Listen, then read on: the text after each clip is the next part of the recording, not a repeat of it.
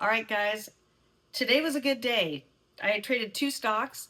I am trading handicapped. Look, I have I don't know if you can really see this. I'm trading with a little tiny travel monitor over here instead of this screen is still black. I don't know why. I can't figure it out.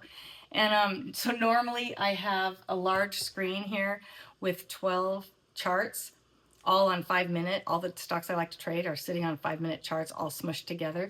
And so now they're all on this little tiny, it's like a 16-inch travel monitor. So I'm handicapped today, but I did well, even though I was handicapped. But I planned out what I was going to trade pretty much. I trade Palantir almost every day, so that was one of them that I traded. And then let's look at my notes here. I traded ORBS for $32.76. I'll show you that. That was pretty much just a quick in and out. And I'll show you how I marked my levels and why I got in, why I got out. And then Palantir, I'll show you that. I did really well with Palantir. And I got in early, which I don't always do. And I'll show you why I did that as well. And then I did trade on NinjaTrader. And you guys, I'm really doing well on futures. And I'm following Robert Anderson, and I put this on the screen on YouTube. Go check him out if you're interested in trading futures. He has got a strategy that is so spot on. I pretty much, I do trade in the live account on Ninja a little bit, but I've been mostly doing the sim account. And I think I'm getting ready to switch over to just all live because I'm really comfortable with this system. I did do a video on all the trades today that I took and explaining his whole system and what levels you mark.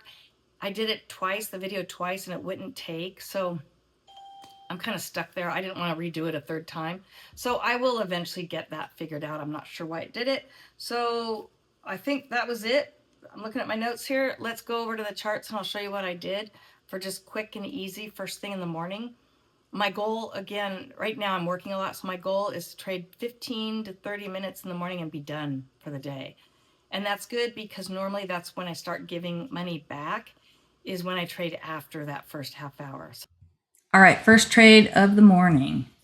About 5:15 my time, so I'm West Coast. 5:15, I hear news that this company, 8Co, is getting new funding from Bitmine. It wasn't a lot. It was 75,000 from Bitmine and 125,000 total, with Kathy Wood's ARK Invest was another one and someone else. So I didn't feel this would be big news because it's not like billions of dollars. It's just a very small amount of millions.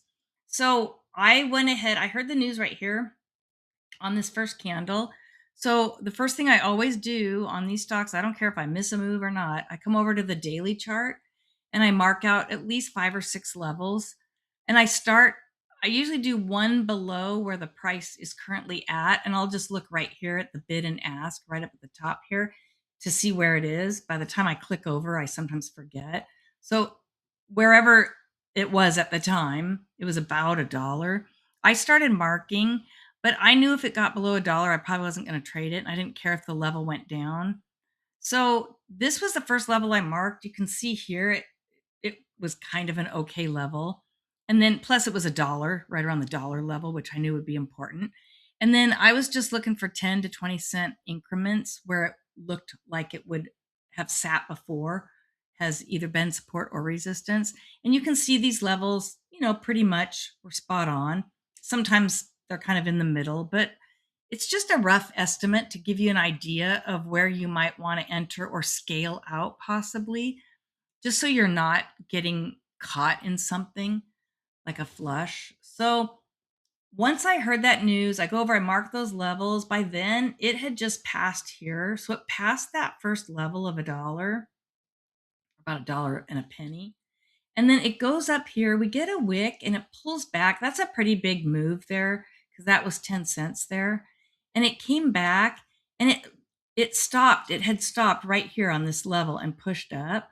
So I just wanted to wait to see how this level held because we had wicks on both sides.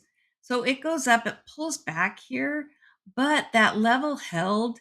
So when it comes over here and we start creating a new candle, I go ahead and get in for $1.05, almost $1.06, which is pretty much right in this level, right in this area. And what I was waiting for is I wanted it to at least go past VWAP.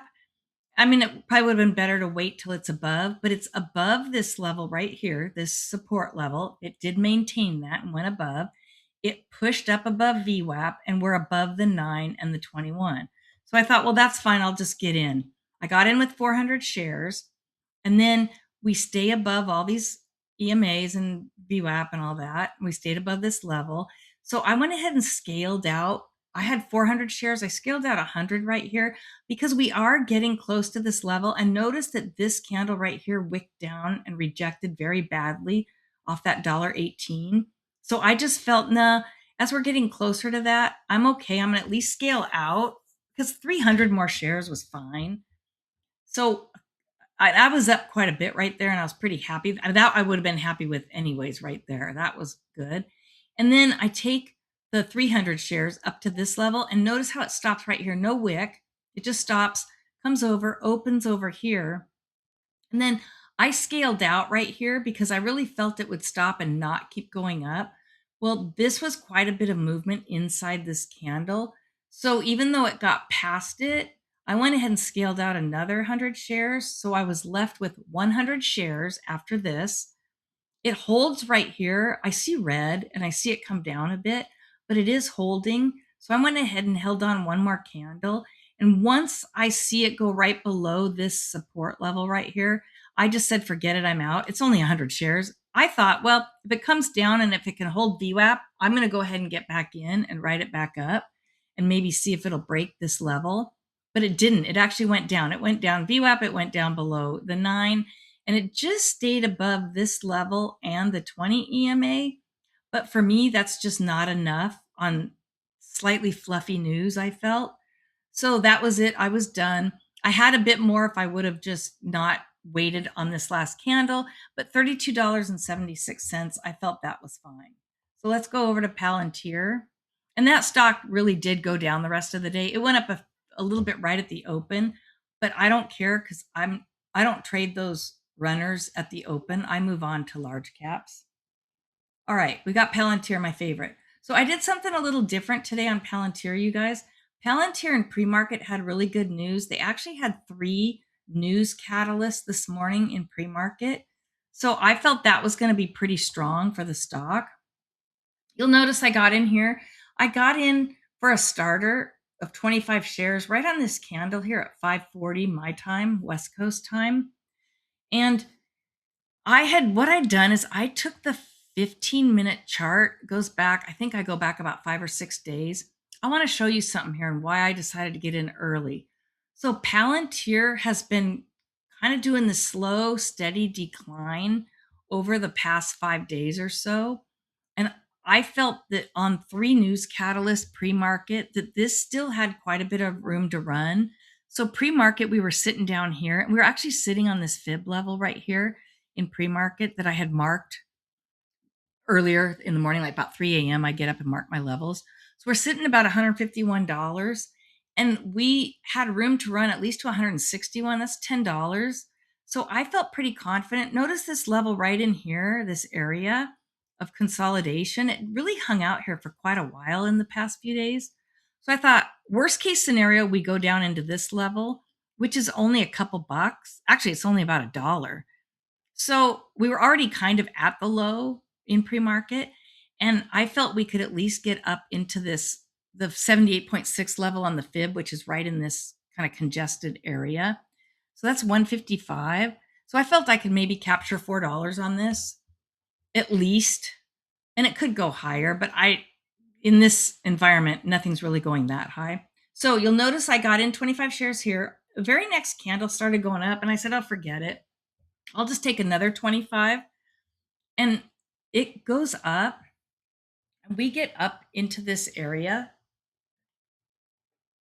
And I almost sold right here.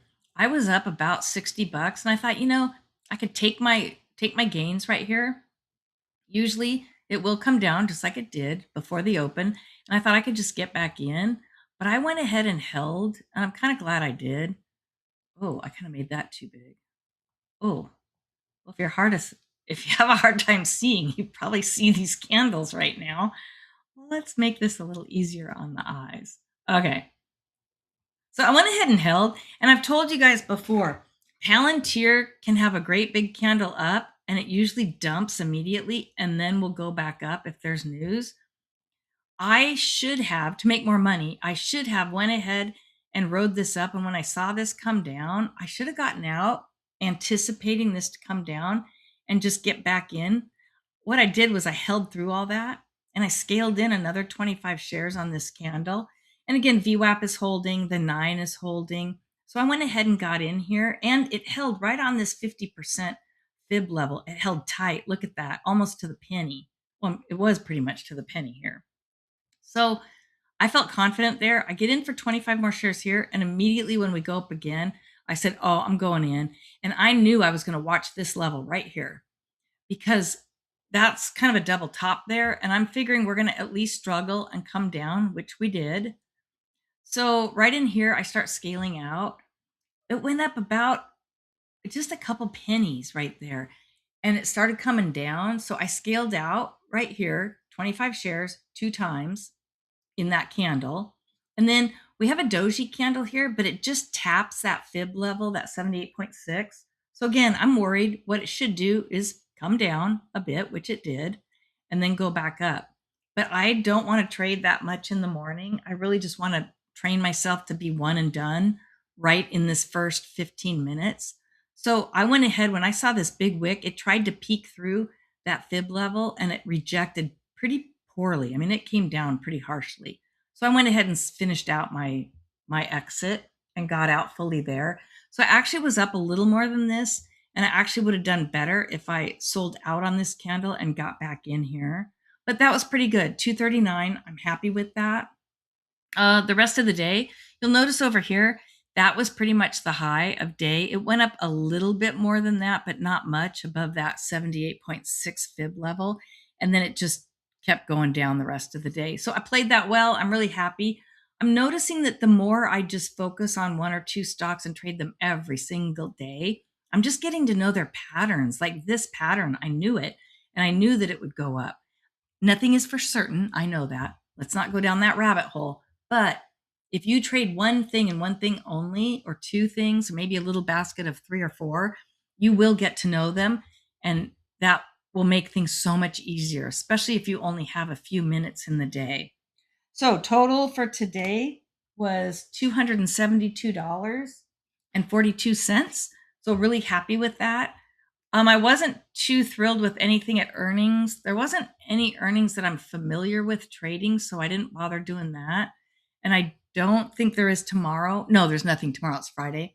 So that's it. You guys, I'll try to work on capturing a screen share of NinjaTrader and share Robert Anderson's strategy with you, but please go check out his channel. He's amazing. I've been following him now for at least 2 years. Pretty much when he started, he only had a few videos. I started following him and I regret not jumping in and just diving into it right then. I was very preoccupied at the time and I was really trying to learn the ThinkOrSwim platform back then. And so I kind of put NinjaTrader and futures on the sidelines. But now that I have ThinkOrSwim so figured out and my trading over here is pretty figured out, I'll be focusing on NinjaTrader a lot now. Okay, guys, let me know what you traded. Let me know if you traded anything in pre-market or if you traded any earnings. All right, have a good day.